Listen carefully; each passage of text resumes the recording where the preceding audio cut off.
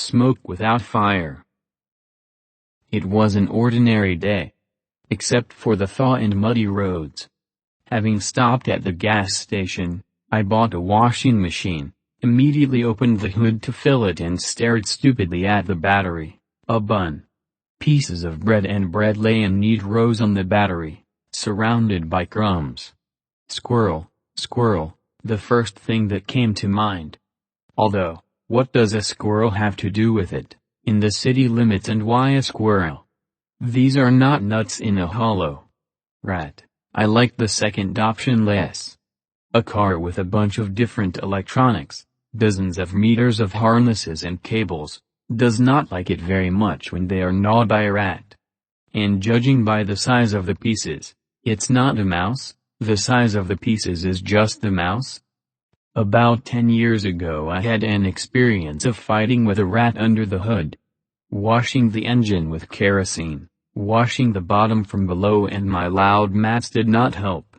The rat was quietly hiding somewhere in the depths of the car and, when everything calmed down, got out and warmed up on the engine. Sulfur checkers helped then. I went to the household store, bought sulfur smoke bombs.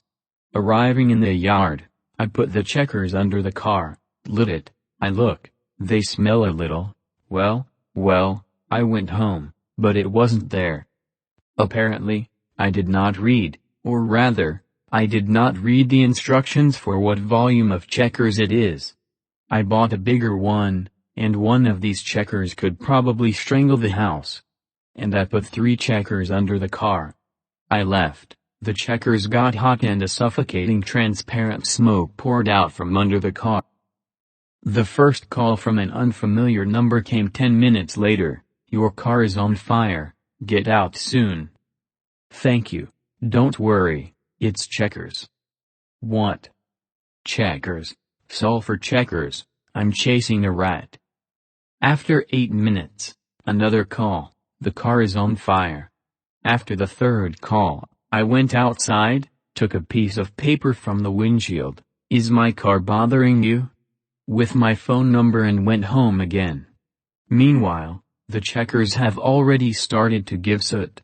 The thought that there were checkers burning under the car, and I left it unattended, sharpened me a little. I looked out and was surprised. The output yard, usually clogged with cars, was half empty, or rather, not so. My Honda stood proudly alone. There is emptiness around. A neighbor drives up on the landing. He parks nearby, gets out, walks around my car, jumps into his own, drives away and runs to the entrance. A minute later the bell rings. Run faster, the car is smoking. Damn. Those who were smarter jumped out of the house, drove away the cars, and one responsible resident called the firefighters. When I looked out the window and he was talking on his cell phone, it turns out that he was already explaining to the firefighters how to go around the other side of the yard, because there was no way to get through the polyclinic. Someone was stuck in snowdrifts there. As a result, when I came out, a small fire truck had already made its way into the yard and there were 2 of them. The firefighters were unwinding the sleeves, and one was at a loss. Then all 3 stood up. And they got up because there is smoke, but there is no fire. Smokes, but the fire is not visible. And what to put out is unclear. When the car is on fire, everything is clear. I knocked out the windows and carcasses there. And here. Everything is in a bundle. There is no fire, nothing is burning in the cabin, and there is smoke. Not even smoke, but a transparent haze, very toxic from under the car, so much so that it does not approach 2 meters. At this point, their universe has stalled. Up to this point, they lived in the belief that there is no smoke without fire. And here I am, with my sulfur checkers. And what to put out is unclear. Just watering the car?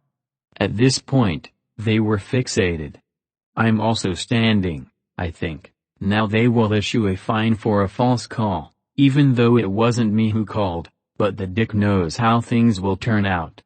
I stand, gasp along with everyone. Then one of the four decided to see where the smoke came from. I looked under the car, pulled out one checker, and they stink, just a star.